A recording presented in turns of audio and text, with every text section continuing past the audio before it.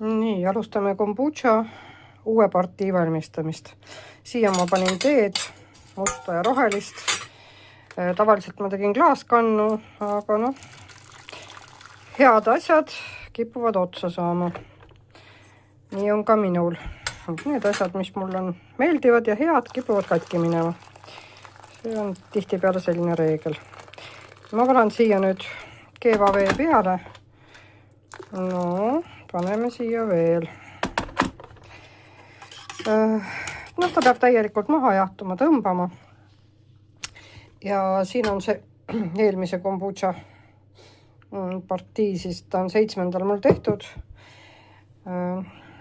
Ta sööb, ma teen teda suhkruga. Nii, teen teda suhkruga ja 7 kuni 14 päevaga ta fermenteerib ja sööb selle suhkru ilusasti ära kõik. Nii.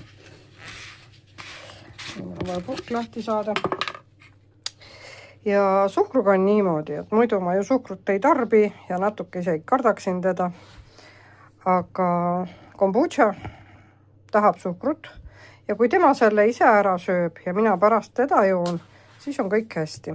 Liitri tee peale läheb minimaalselt 2 lusikatäit suhkrut.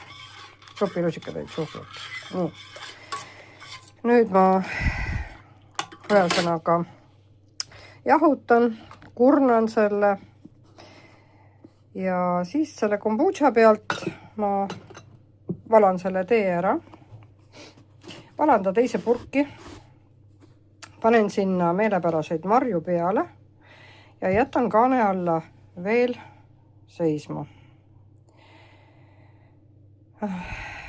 Siis see kombucha saab sellise marja maitse. Nii, üks hetk.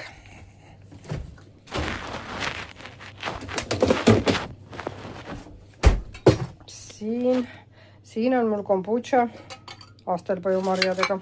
Nii. See on juba jahutatud ja seisnud. Väga meeldib jook.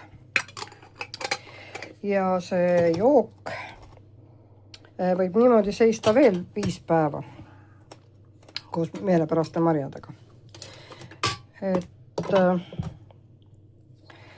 Alguses mul oli kombuchat isegi mitu purki. Ta kasvatab endale sellist seent. See läheb aina paksemaks. Seda võib eraldada mitmeks tükiks. Järgmisele partiile purki peale panna, võib sõpradega jagada. Ja samas see hapuvedelik, kui ma ta praegu